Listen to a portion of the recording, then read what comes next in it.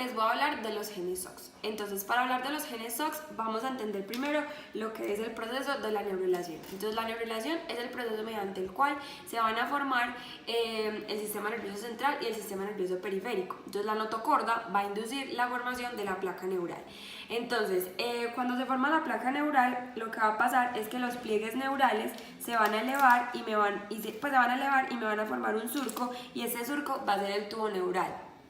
Entonces, esta neurulación es primaria, que la neurulación primaria consiste en la formación de la placa neural a partir de la elevación y la fusión de los pliegues neurales. Entonces, esta neurulación primaria va a necesitar una extensión convergente, que consiste en que células de la periferia de la placa neural van a proliferar y van a migrar al centro, aumentando la superficie, generando mayor amplitud en la placa en el centro, y esto va a hacer que los pliegues se eleven, se fusionen y se forme el tubo neural. Los extremos craneal y caudal van a quedar expuestos, formando los neuroporos, que el craneal se va a cerrar el día 25 y el caudal se va a cerrar el día 27. Bueno, también se va a formar el neuroepitelio, que va a ser un epitelio pseudoestratificado conformado por células madre hasta la quinta semana. Este neuroepitelio lo que va a hacer es que va a proliferar y me va a formar unas vesículas que son el prosencéfalo, el mesencéfalo y el romboencéfalo. El romboencéfalo va a formar como unas estructuras edematosas. Bueno, acá podemos ver el prosencéfalo, mesencéfalo y el romboencéfalo. Entonces vamos a ver que el romboencéfalo me va a formar unas estructuras edematosas que van a ir de craneal a caudal, que van a ser las rombómeras. Entonces las rombómeras lo que me van a hacer es que van a originar territorios que van a ser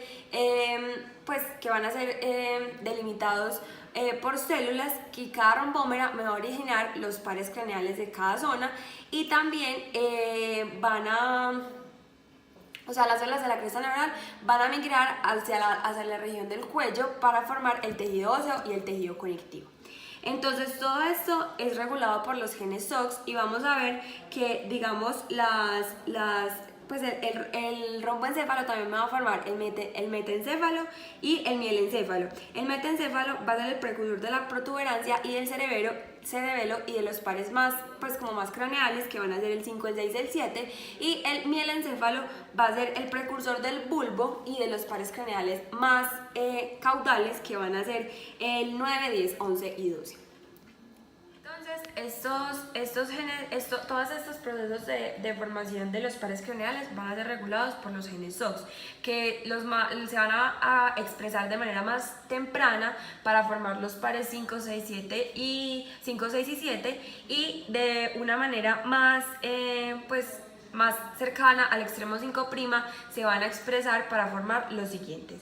Entonces,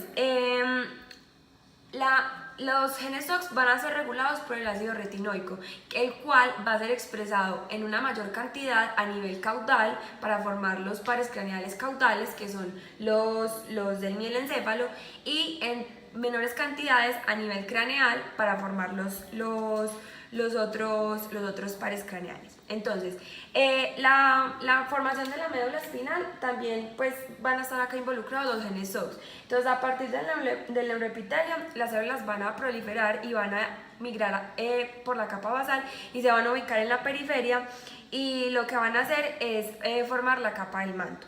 Las prolongaciones de estas células me van a formar la capa marginal, y las células de la capa del manto van a formar unas condensaciones celulares.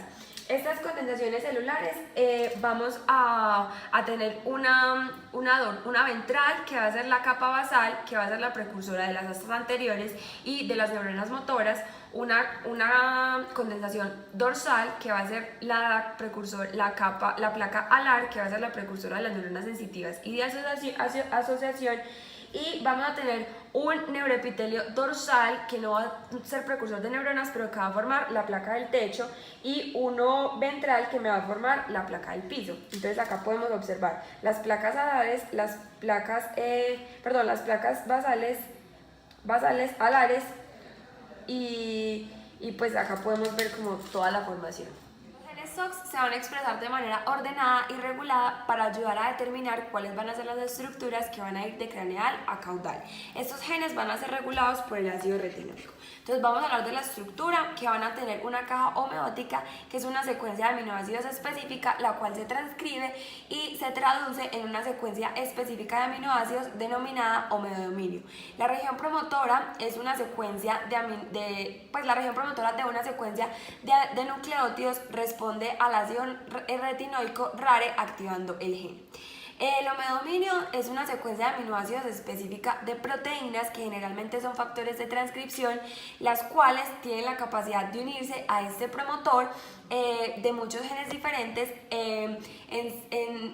encendiendo cambios en el desarrollo embrionario o síntesis de proteínas de forma masiva, como todos los necesarios para activar las transformaciones de una rombómera específica.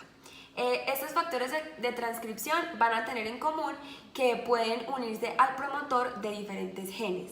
Muchos de los genes SOX están agrupados en grupos HOX que están distribuidos en 4 cromosomas, el 2, el 7, el 12 y el 17. Entonces, estos genes generalmente se activan en secuencia del extremo 3' a 5' y su activación es sensible al ácido retinoico, encendiéndose con menores concentraciones del ácido en el extremo 3'.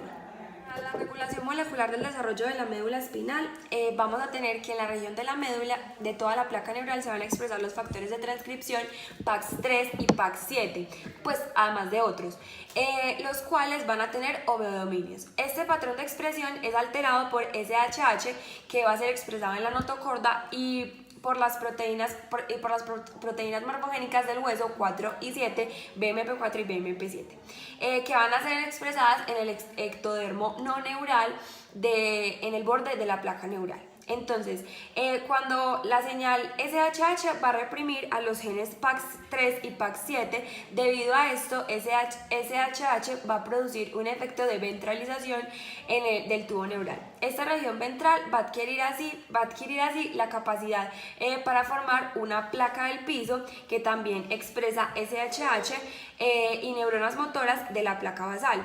La expresión de BMP4 y BMP7 aumenta la transcripción y traducción y regula los genes PAX3 y PAX7 en la mitad dorsal del tubo neural, donde se forman las neuronas sensitivas de la placa alar. Bueno, entonces ahora la regulación del desarrollo del encéfalo. Entonces, durante la gastrulación y